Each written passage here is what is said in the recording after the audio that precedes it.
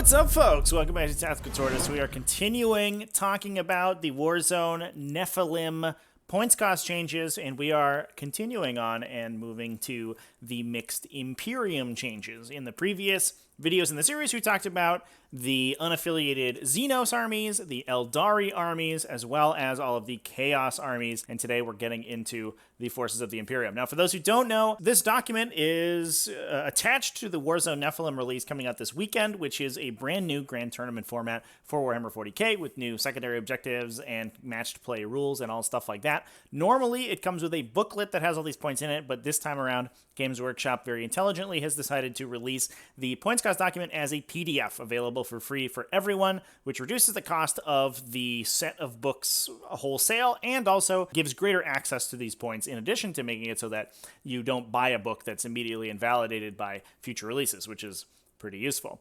Anyway, let's dive into this. We're going to be talking about the non-Space Marine factions in the Imperium, and we'll save Space Marines for the next video. That'll be the last one in the series. Starting with, I guess we're kind of starting with Space Marines because we're going to be talking about Grey Knights.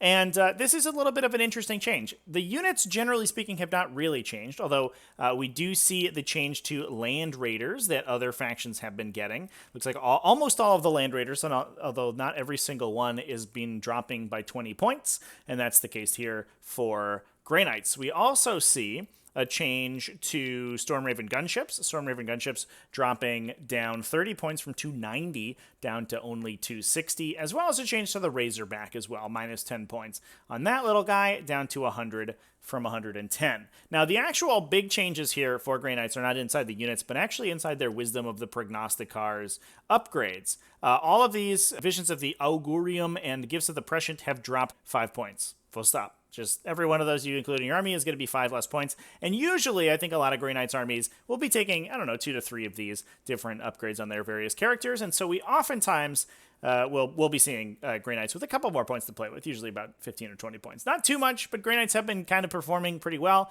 over the last couple of weeks, and I don't know if they needed too many huge point cuts to remain competitive. So this feels like a very nice light touch to keep them in the game. Now, something that maybe a little bit of a heavier touch here. Moving on to Adeptus Sororitas, who are poised to take the metagame by storm this season, because the Adeptus Sororitas stable is already looking pretty good, and in Warzone Nephilim, they have some of the best selections of secondary objectives, which are going to be super important in scoring in the new missions. On top of that, the data slate update giving Adeptus Sororitas more access to Miracle Dice is huge, and assuming that sticks around in tomorrow's data slate update, we may see Adeptus Sororitas be an absolute powerhouse of a faction. That is further cemented by the fact that they've got a ton of points cuts. So we see points cuts to the Triumph of St. Catherine dropping from 220 points down to 200. The Immolator also being cut a couple of points, dropping 10 points down, I think basically in line with the Razorback. Then, moving on to the infantry, a bunch of the more elite Sororitas infantry getting points cuts. Sacrosaunts dropping 2 points per model from 16 down to 14. I think very appropriate. That was a little bit of a silly points value for a 1-wound infantry model. Celestians dropping from 13 down to 12, minus 1 point.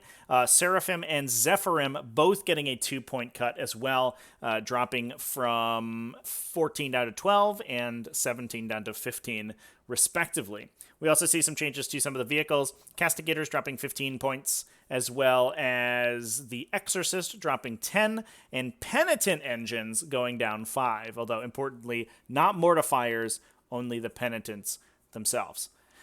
Pretty good stuff for Adeptus Sororitas. I think I would be very excited if I were an Adeptus Sororitas player right now, and especially the lists that are mainlining lots of Sacrosaunts. I would be pretty excited about that change. You can probably peel an easy 60 points out of your list pretty well if you have a lot of Sacrosaunts in your army. Moving on, though, we are going to be talking about Adeptus Custodes.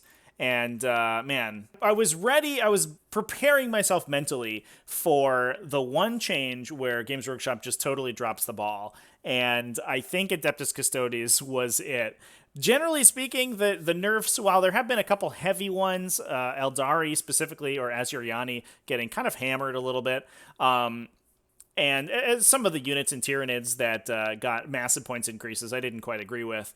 But generally speaking, the nerfs and buffs have been pretty light, and kind of even-handed. And Adeptus Custodes just keep getting hit, man. They just can't catch a break. They already, in their previous datasheet, lost their wide access to objective secured on all of their infantry models, and they lost a lot of their access to their more powerful stratagems. And now we have, although it's not listed right here because it is in the Forge World section of the document, Contemptor, Aculus, and Galatus Dreadnoughts both increasing 10 points per model. So that's sad. Those are sort of the mainstays of the current builds of Adeptus Custodes, and those increasing out of nowhere feels a little bit bad. But also Trajan Valoris increasing from 160 points to 200, a 40-point increase. Absolutely wild for this guy who has already been nerfed several times.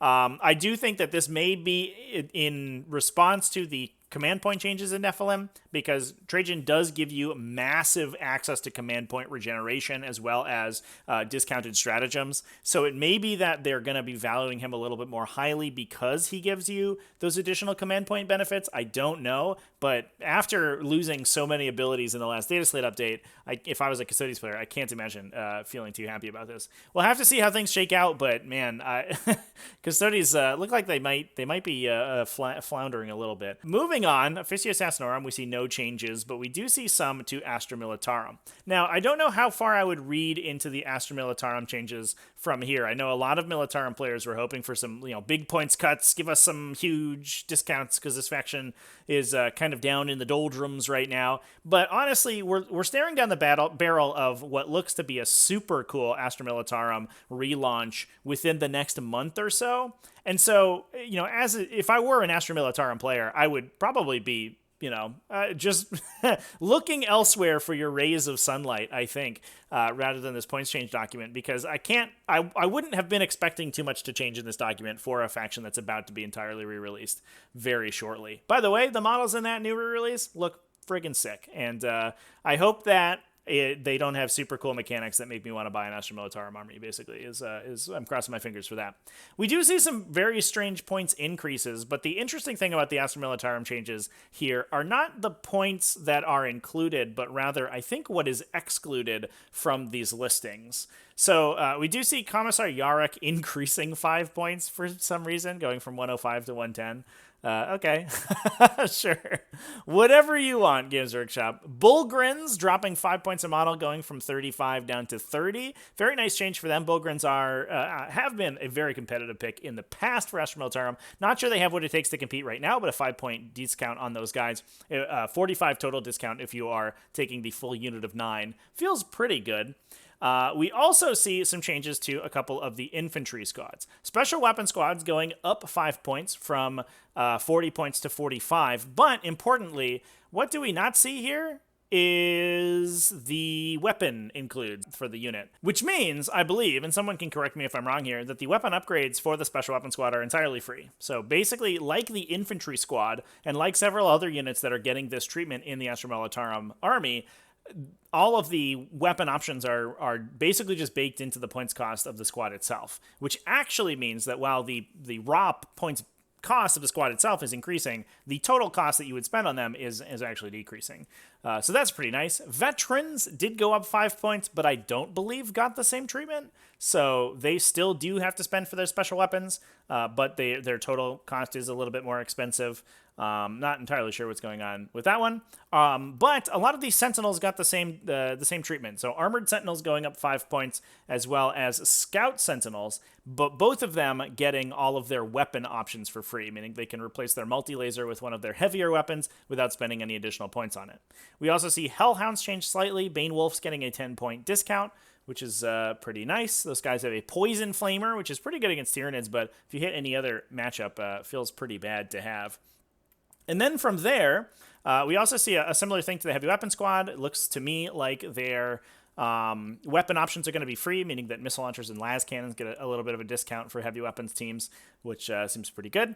And last but certainly not least, all of the Lords of War get a discount on their las cannon upgrades. Now, importantly, I believe that their las cannons get taken in quartets because they have the 4 sponsons on the side of the super heavies. So this is essentially going to be an 80-point discount on the full loadout if you're going to load out a Baneblade with all of its weapons. But importantly, the other other optional upgrades like Hunter Killer missiles and stubbers and things like that are also not listed on the points value, which means that I believe the additional weapon upgrades are going to be free on top of that discounted las cannon. So not a ton of changes to Astra Militarum, certainly not as many as I think a lot of people were expecting, but we do see some nice little slight discounts to their stuff.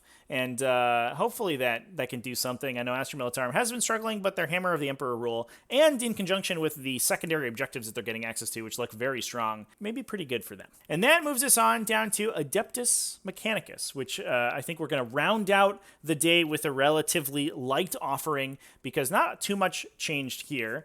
Although Adeptus Mechanicus is sort of struggling right now, and it doesn't look like they'll get the same access to secondary objectives like some of these other factions are getting. They are getting a couple points decreases. Specifically, Corpuscari and Fulgurite Electropriests both getting a 1 point per model discount. Sicarian Rust Stalkers getting a 1 point per model discount. And Cerberus Raiders getting a 2 point per model discount.